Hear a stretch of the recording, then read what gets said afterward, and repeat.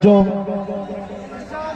دین اسلام کے متعلق قرآن یہ کہتا ہے یہ پوری کائنات میں غالب آ کر رہے گا، چاہے کفار و مشرکین اس کو ناپسند کرتے ہوں۔ آج لوگ بیٹھ کر کے بڑے بڑے پلان کر رہے ہیں اور لوگ ہمارے ڈرے ہوئے ہیں کہ کیا ہوگا دین اسلام کا۔ کچھ نہیں ہوگا، کچھ نہیں ہوگا۔ لوگ جو یہ کہتے ہیں سوشل میڈیا پر، انٹرنیٹ پر، میڈیا پر اسلام کو وناش کر دیں گے، ختم کر دیں گے، وہ اپنے بدن کی کھجلی نہیں مٹا سکتے۔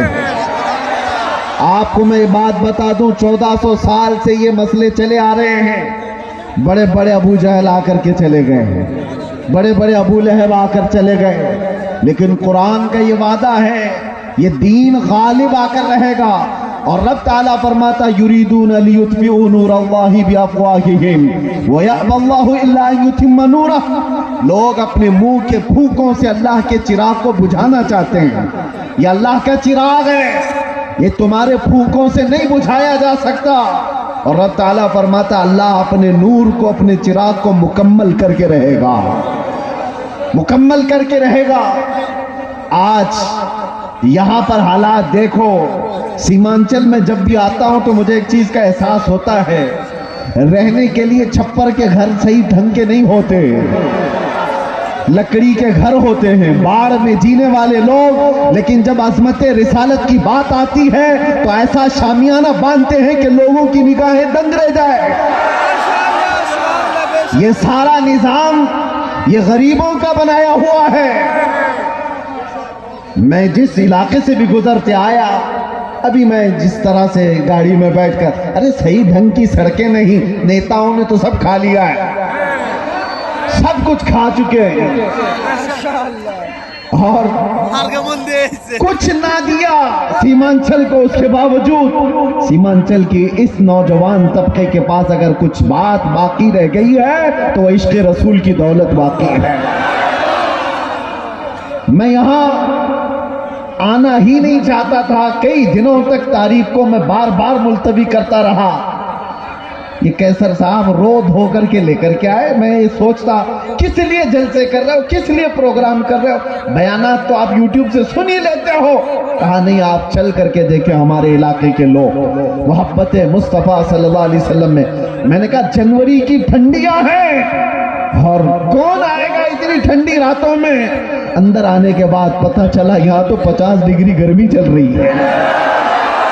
یہ محبت مصطفیٰ صلی اللہ تعالیٰ علیہ وسلم کا نظام، دین اسلام سے وابستگی آج بھی پیسہ نہیں چاہتی ہے۔ یہ مالداروں کا نظام چلایا ہوا دین نہیں ہے۔ میرے آقا صلی اللہ تعالیٰ علیہ وسلم نے سچ فرمایا تھا، بدأ الاسلام غریبا وسیعود غریبا۔ اسلام غریبوں سے شروع ہوا تھا، اجنبیوں سے شروع ہوا تھا اور غریبوں میں ہی ختم ہو جائے گا، اجنبیوں میں آ کر ختم ہو جائے گا۔ آج یہ سارے حالات دیکھ کر دنیا دنگ ہے کہ ان کے پاس کھانے پینے کو ڈھنگ سے کوئی چیزیں نہیں ہوتی، لیکن دین اسلام کی بات آتی ہے تو یہ اپنی حیثیت سے بڑھ کر کے سجا دیتے ہیں۔ ہمارے گھر ڈھنگ کے نہیں ہیں، لیکن اللہ کا گھر دیکھو تو سب سے بلند و بالا نظر آئے۔ کئی لوگوں کی آنکھوں میں گڑنے والے، چبھنے والے مینار سڑکوں سے گزرے، مسلمان پائی پائی جمع کر کے یہ ساری چیزیں کرتا ہے۔ عزیزان گرامی وقار، لوگوں کو اگر آج ڈپارٹمنٹ کا، حکومت کا، سیاست کا پیسہ جن کو ملا ہے اور وہ آج بلند بانگ دعوے کر رہے ہیں کہ ہم نے وہ کر دیا، یہ کر دیا، یہ غریب مسلمان وہ ہے جن کو کوئی نہیں پوچھتا سیاسی اعتبار سے اور کسی بھی اعتبار سے، لیکن جو کچھ بھی ہمارے پاس آج موجود ہے وہ صرف اور صرف فضل الہی سے ہے۔ اگر رب تبارک و تعالی اس دین کا حامی و ناصر اور مددگار نہ ہوتا تو یہ درندے تو کب کے چبا چکے ہوتے ہیں۔ جن کے پاس لاکھوں کی شاخائیں ہیں، چڈی پہننے والے، لاٹھی ڈنڈے کی تربیت لینے والے جتنے لوگ ہیں وہ تو سب ان غربا اور مساکین کو کھا گئے ہوتے۔ ایک بات یاد رکھو، لوگ آج بھی ڈرے سہمے ہوئے کہتے ہیں ہم تو مائنورٹی میں ہیں، قلت میں ہیں، یہاں ہماری تعداد بہت کم ہے، یہاں ہماری تعداد بہت کم ہے، مصلحت کے ساتھ جینا ہے، یقیناً مصلحت اور حکمت کے ساتھ جینا ہے۔ اور میں آپ سے کہتا ہوں، اور اگر کوئی ہمارے برادران وطن سن رہے ہیں تو ان سے بھی میں کہتا ہوں، حکومت کے اوپر سے لے کر نیچے تک کے عہدے سب تمہارے ہیں، ڈپارٹمنٹ میں 80% سارے لوگ تمہارے، سب کچھ ہے۔ یہ جو چھوٹی سی تعداد ہے، یہ ایک چھوٹی سی قلت ہے، دین اسلام سے وابستہ ہے، اس کو ساری دنیا اور یہ سرنگ بڑی طاقتیں مل کر کے مٹا کیوں نہیں پاتی؟ 24 گھنٹے میڈیا بھونکتا رہتا ہے اور مٹا کیوں نہیں دیتے؟ برسوں سے کان کھول کر کے سن لو، سارے دجال مل کر کے بیٹھ کر کے اپنی طاقت کا استعمال کریں تب بھی ہمیں نہیں مٹایا جا سکتا۔ اقبال نے کہا یونان و مصر و روما سب مٹ گئے جہاں سے، باقی مگر ہے اب تک نام و نشاں ہمارا، کچھ بات تو ہے کہ مٹتی نہیں ہستی ہماری۔ صدیوں رہا ہے دشمن دور زماں ہمارا، توحید کی امانت سینوں میں ہے ہمارے، آسان نہیں مٹانا نام و نشاں ہمارا۔ اے نوجوانوں، میں یہ خطاب صرف اس لیے آپ کے سامنے عرض کر رہا ہوں کہ تم فخر کرو کہ جس دین پر اللہ نے تمہیں پیدا کیا وہ اس روئے زمین کا سب سے اعلیٰ دین ہے۔ تم کسی چور قوم سے وابستہ نہیں ہو کہ سر جھکا کر کے جیو گے، تم کسی مجرم قوم سے وابستہ نہیں ہو کہ اپنی ٹوپیاں چھپا کر داڑیاں چھلا کر کے گھومو گے۔ ارے سینہ تان کر کے زمین پر چلو کہ تمہارا آقا و مولا محمد رسول اللہ صلی اللہ علیہ وسلم سے افضل ترین کوئی اس روئے زمین پر ہو ہی نہیں سکتا۔ بے شک آپ اس نبی کے پیروکار ہیں، اس نبی کے پیروکار ہیں جس کو اپنے تو اپنے سارے غیروں نے بھی سچا اور امین کہا۔ سبحان اللہ۔ تمہیں ڈر کس بات کا ہے؟ آج دین اسلام پر اگر تم کو خود شک پیدا ہوا تو پھر تمہارا کوئی علاج کیا کرے؟ سب سے پہلے یقین کی دولت پیدا کرو کہ جس دین پر میں قائم ہوں وہ اللہ کا پسندیدہ دین ہے۔ اللہ نے قرآن میں فرمایا وَرَضِيتُ لَكُمُ الْإِسْلَامَ دِينًا، میں تمہیں اسلام دے کر راضی ہوا۔ ایک صحابی ہیں حضرت خباب ابن الارت رضی اللہ تعالیٰ عنہ، ان کو کفار و مشرکین نے قید کر کے سولی پر چڑھایا تھا۔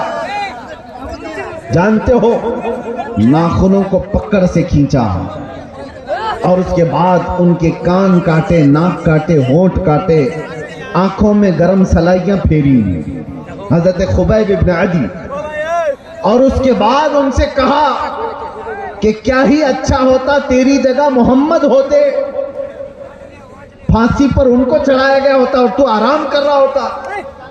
جانتے ہو اس صحابی نے کیا کہا تھا؟ انہیں یقین کتنا تھا اپنے دین پر، اپنے دین اسلام کے سچے ہونے پر۔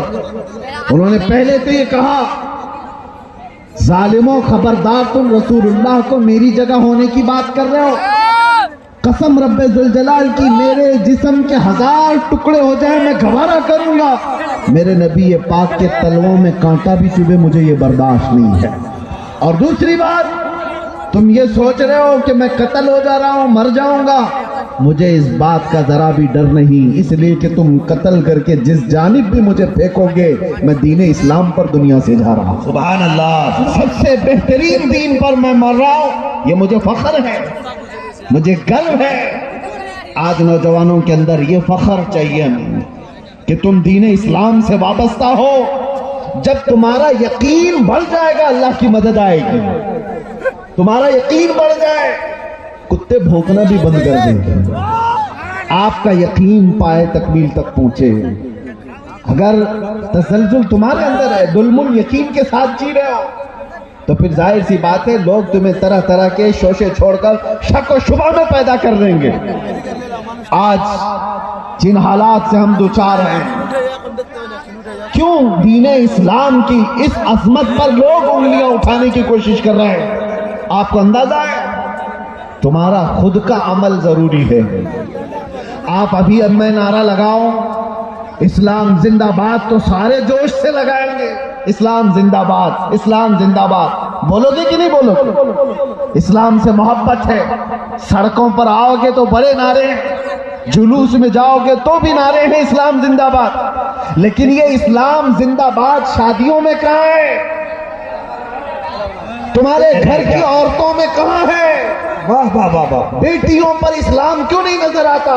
اچھا پیغام، واہ، بیویوں پر اسلام کیوں نہیں نظر آتا؟ جب تمہارے گھر میں اسلام زندہ باد نہیں ہے تو سڑکوں پر نعرہ لگا کر کے کیا فائدہ؟ سب سے پہلی بات، اپنے گھر سے اسلام کو زندہ کرو۔ جس دین سے تم وابستہ ہو، دوسروں پر نافذ کرنے کی بجائے، دوسروں کو جواب دینے کی بجائے پہلے اپنے گھروں میں اسلام زندہ کرو۔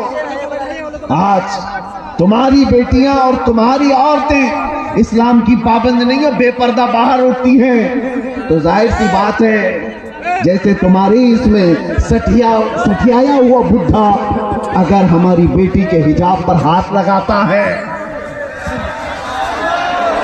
وجہ کیا ہے؟ ارے وہ تو سٹیا گیا ہے، ریٹائر ہو جانا چاہیے۔ ظاہر سی بات ہے جب بڑھاپا زیادہ ہو جاتا ہے تو آدمی پاگل حرکتیں کرنے لگتا ہے، لیکن لوگ اس کو پاگل سمجھ کر کے نہ چھوڑ دیں، کیونکہ گلیوں میں بہت سارے لوگ پاگل ہوتے ہیں تو انہیں مینٹل ہاسپٹل جانا چاہیے، خالی رہیں تو دوسروں کو تکلیف دیتے رہیں۔ تمہاری بچیاں اور تمہاری بہنیں اگر ان کے پردے اور ان کے حجاب تک ہاتھ آتا ہے تو تم واویلا مچاؤ گے بعد میں، کیا رے بیٹیوں کے پردے پر ہاتھ آ گیا، ان کے حجاب پر انگلی اٹھ گئی، لیکن جب تمہارے گھر میں بات آئے تو تم خود ننگا گھمانا چاہ رہے ہو۔ میرے آقا صلی اللہ علیہ وسلم نے فرمایا دیوس جہنمی ہے، دیوس جہنمی ہے، دیوس جہنمی ہے، 3 مرتبہ میرے آقا نے فرمایا۔ صحابہ نے پوچھا یا رسول اللہ صلی اللہ علیہ وسلم وہ کون ہے دیوس؟ حضور فرماتے ہیں دیوس ایسا شخص ہے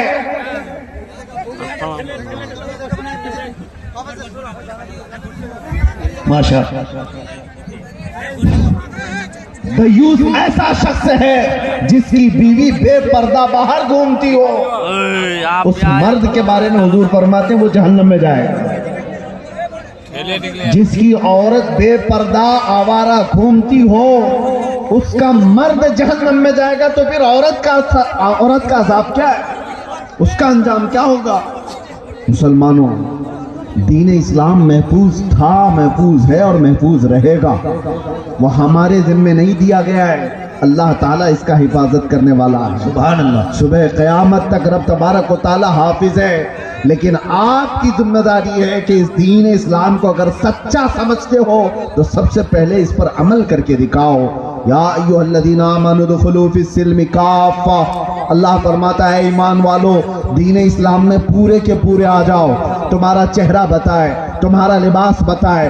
آج کیا بات ہے، تم باہر چلتے ہوئے ہو، تم سے نام پوچھ کر کے معلوم کرنا پڑتا ہے کون سی ذات والا ہے، کون سے دین والا ہے، کون سے دھرم سے تعلق رکھتا ہے۔ تمہیں نام پوچھنے کے بعد بھی کچھ لوگوں کو پتہ نہیں چلتا، نام پوچھا گیا لڑکے کا کیا ہے، کہا راجہ نام ہے، ببلو نام ہے، بابو نام ہے، پتہ ہی نہیں چلا ادھر کا ہے کہ ادھر کا ہے۔ پھر باپ کا نام پوچھنا پڑا، باپ سے بھی نہیں پتہ چلا، دادا کا پوچھنا پڑا۔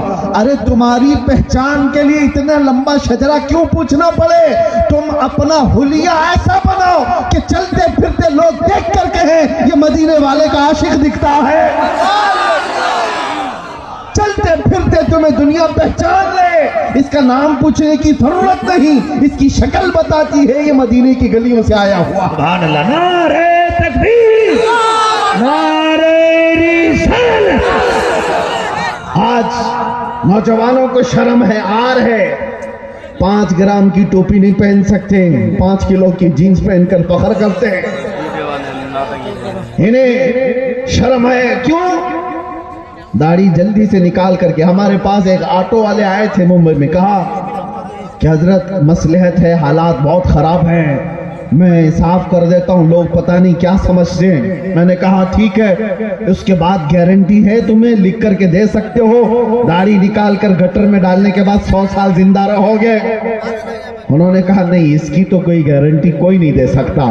کہا جب تجھے پتا ہے رکھنے کے بعد بھی موت آئے گی، نکالنے کے بعد بھی موت آئے گی، تو شرم کر، نکال کر دنیا سے ذلیل ہو کر کیوں جائے گا؟ جس وقت بھی مرنا ہے میرے آقا کی سنت پر دنیا سے جائے۔ حضور پاک صلی اللہ تعالیٰ علیہ وسلم کے چہرے سے تمہیں کیا تکلیف ہے؟ دنیا اگر دین اسلام پر چلنے کی وجہ سے تمہیں طعن و تشنیع کرتی ہے تو میرے عزیزو یہ آپ کے لیے ڈر کر کے اپنے آپ کو بدلنے کی ضرورت نہیں۔ سنو، اگر تم نے دین اسلام پر عمل کیا اور لوگ طعنہ دینے لگے تو فرمایا گیا ہے کہ اسے 100 شہیدوں کا ثواب دیا جائے۔ من تمسک بسنتی عند فساد امتی فلہ اجر 100 شہید۔ اللہ کے رسول صلی اللہ علیہ وسلم فرماتے ہیں ایسا زمانہ آ گیا کہ لوگ حضور کی سنتیں بھول چکے ہوں۔ اس زمانے میں کوئی نبی پاک کی سنت کو زندہ کرتا ہے، حضور فرماتے ہیں اسے 100 شہیدوں کا ثواب دیا جائے گا۔ نوجوانوں، ڈر اور خوف آتا ہی جائے گا جتنا تم بھاگتے جاؤ گے میرے نبی سے، ان کے اخلاق سے جتنی دور جاؤ گے مارے ہی جاؤ گے۔ ہمیں تو فخر ہے اس بات پر جس دن بھی مارے جائیں گے میرے نبی کے غلام کہہ کر مارے جائیں گے۔ ڈر کس بات کا ہے؟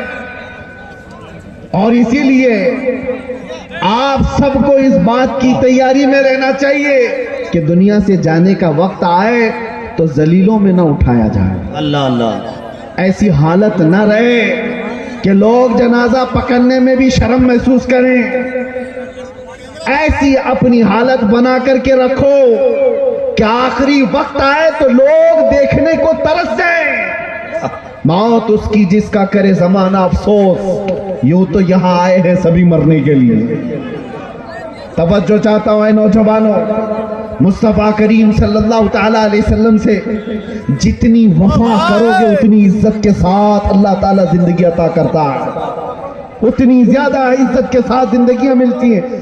یہ تو دنیا کی بات ہے، تھوڑی بہت تکلیف اگر آ بھی گئی، آخرت کی عزت اللہ تعالیٰ کے ہاں ہے تمہاری۔ بس شرط یہ ہے کہ محمد سے وفا تم، تو ہم تیرے ہیں، یہ جہاں چیز ہے کیا، لاہو قلم تیرے۔ تم جتنا بھاگو گے اتنی عزت تم سے دور بھاگے گی۔ تم سوچتے ہو بہت ماڈرن بننے میں عزت ہے، پوش لوگوں کے ساتھ جینے میں عزت ہے، وہ تو ہم دیکھ رہے ہیں۔ آج یہ ہزاروں لاکھوں کا مجمع ہمیں کیوں عزت دیتا ہے؟ ہمیں کیوں عزت دیتا ہے؟ ہم کون سی پارلیمنٹ سے آئے ہوئے لوگ ہیں؟ یہاں علماء کو منبر پر کیوں بٹھایا گیا ہے؟ وجہ صرف یہ ہے کہ رسول اللہ کی حدیث سے یا ان کے دین سے نسبت رکھنے والے لوگ، سبحان اللہ، نبی پاک صلی اللہ تعالیٰ علیہ وسلم کی عزت سے جن کی نسبت ہے ان کو دنیا میں یہ عزت ہے، آخرت میں اللہ تعالیٰ کا اور بڑی عزت ہے۔ اے نوجوانوں، اسی لیے اعلیٰ حضرت کی بات سنو، آپ نے کیا کہا؟ آج لے ان کی پناہ، آج مدد مانگ ان سے، کل نہ مانیں گے قیامت میں اگر مان گیا۔